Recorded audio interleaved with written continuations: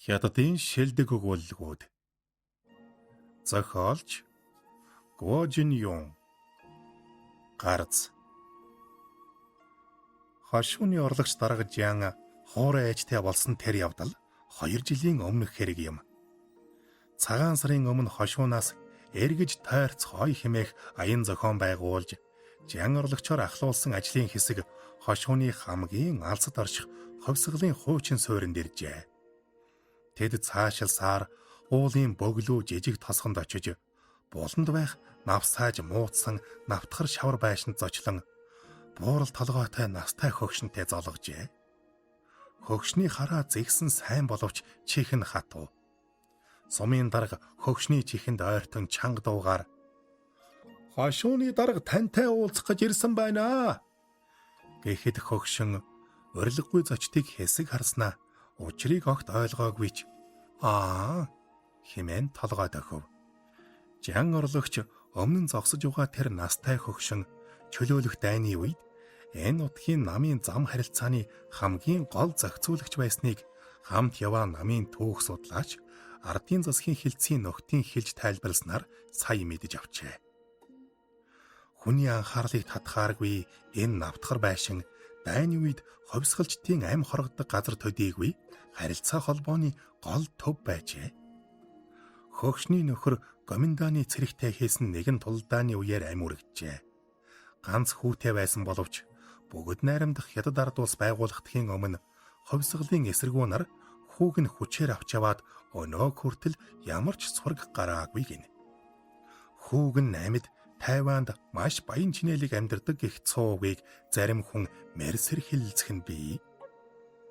Хөөхий хөгшин харж хандах хүнгүй ганц бие тул нийгмийн таван халамжинд хамрагджээ. Мөн хошууны засаг захиргаанаас улирал бүр тодорхой хэмжээний мөнгөн тэтгэлэг олгодог юм. Дайны үед хөгшний гэрт толгой хорогдож байсан хувьсгалчид дайны дараа муж төв хороонд дээгүүр алба хашдаг болсон ба зарим нь хөгшин дээр ирж уулздаг тухай хошууны орлогч дарга Жан сонсоод сэтгэл нь догдлон "Настай эгч та хувьсгалын үйл хэрэгт их хувь нэмэр оруулжээ. Та яахаарахгүй төмөн олны хүндэтгэлийг хүлээх гавьяатай. Би хар багаасаа эхээсээ өнчирсөн. Аав минь намайг ганцаараа өдий зэрэгт хүргэсэн билээ. 8 жилийн өмнө аав маань өөд болсон. Хэрвээ та зөвшөөрвөл миний хуурай ээж болооч" гэжээ. Орлогч даргын амнаас гарсан чин сэтгэлийн үгийг сонссон нөхдийн нүд нь орой дээрээ гарч бэл гайхан цэл хөхөрчээ. Сумын дарга хөгшний чихэнд хошуугаа наан "Манай дарга таны хуурай хүү болъё гинэ.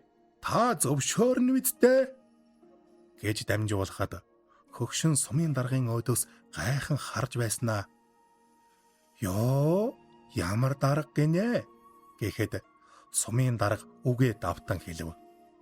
Хөгшин сая учрыг ойлгож хэсэг чимээг уулсноо айдуухан толгой дохив. Он цагийн уртад үрчлээсэн нүүрэнд нь олон жил үзэгдээгүй нулимс 2 мөр татуулан урсжээ. Энэ явдлыг хошууны телевизийн станц сонин тэр даруй мэдээлж олон түмний сонорт хүргэн хот байтугай мужийн хэмжээнд мэддэг болжээ. Удалгүй хотын намын хорооноос Жан орлогчоос тодруулга авсан гэж дуулдав. Жан орлогчийн сэтгэл тун хангалуун байв.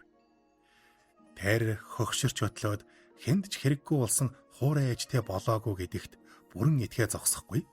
Арабын үлгэрт гардаг шидэт дэнлүүтэй болсон мэт санагдана. Тэр шидэт дэнлүү орлогч даргын гялалцсан ирээдүг гэрэлтүүлэх нь дамжиггүй. Хөгшин өөд болжээ. Жан орлогчийн гашуудан гасалсныг дурдах хэрэг юм. Тэр хуурай ээжигээ ингээд гинт яваад өгчихнө хэмээн огт төсөөлөөгүй байж. Ядаж 3-4 жил амьд явсан бол бас жаахав хэмээн толгой сэгсрэн гаслана. Хошууны захиргааны харьяа шат шатны хэлтэс газрын дарга удирдлагууд тасралтгүй цувран ирж гүн эмгэнэл илэрхийлсээр. Ялангуяа уул уурхайн салбарын хариуцлагатай хүмүүс бусдаас урьдтан ирж дашрамд нь ажил бүтээж өгөхийг хүснэ. Оршуулгын яслалд салбарын алба нэгжүүдийг ураагүй гэж орлогч дарга хэлсэн боловч гаргах өдөр нь алс бөглөө уулын жижигхэн тосхон урд хожид үзэгдэж байгаагүй их хөлд дарагджээ. Уулынхны амьдралдаа үзэж байгаагүй өнгийн цэцхэн эрх алаглуулан хөржээ.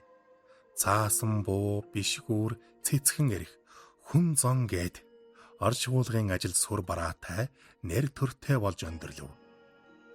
Ажил явдал дуусны дараа орлогч дарга булшны өмнө гүн хүндэтгэлтэйгээр 3 та мэхийн яслаад чухал хуралтай гэж шалтгаглан яаран буцав. Түүнийг явсны дараа тосгоныхон хөөхий хөгшин мөнчих буян таям хүүгээ алдсан ч насны эцэст том алба хашдаг хүүтэй болоод хөлөө хочвол хувьтай байж хэмээн өөр хоорондоо хөөрөлдөнө. Энэ 2 жил хуурай хүүн хөгшин эхийгээ асрамж хайраар дутааж яваагүй гэдгийг тосгоныхон гэрчлэх ажээ. Хөгшнийг өөд болох үед гэрт нь эрүүл мэндийн нэмэлт бүтээгдэхүүн хөглөрч байсан гэдэг. Орлогч дарга уулын тосгоноос шууд гэртээ аржээ. Дотор нь давчтаад нэн зовиртой байхыг ажсан эхнэр нь шаналаад байгаа юм уу? Чиний төрсөн их чинь биш шүү дээ гэхэд эмэгтэйчүүд та нар юу мэддэм бэ гэж эхнэрээ зандраад том улаан цаасан дугтуй гаргаж ирлээ. Эхнэр нь дугтуйг нээж үзээд уулга алдан "Тэвхийтэл боогод хийчихсэн 100-ийн дэвсгэртүүд байна. Хуурай ээжтэй болоод ийм их мөнгө олж байгаа юм чинь хуурай аавтай болвол яасан юм бэ?" гэв. Эмэгтэйчүүд юу ч мэддэггүй гэдг нь үнэн юм гэж орлогч дарга өндөр дуугаар зандрахад эхнэр амаа хамхин таг болов. "Чи намайг ердөө энэ хэдхэн халтар цаасны төлөө явсан гэж бодоо юу?" гэж эхнэртэй хандан хэлээд "Дууссан. Шидэттэй лүү үгүй болсон. Шидэттэй лүүг олоход тун бэрх" хэмээн амандаа бувтнан өглөнө. Хошууны орлогч дарга буудан дээрээ лаг хийтэл суухад гялалдсан сайхан ирээдүйн бүүдийн үзэгдэх шиг болов. Тэр хуурай ээжигээ алдаа зогсоогүй гэдгээ тун сайн ойлгож байлаа. Тогсов. Орчуулсан шагдар сүрэнгийн бат жаргал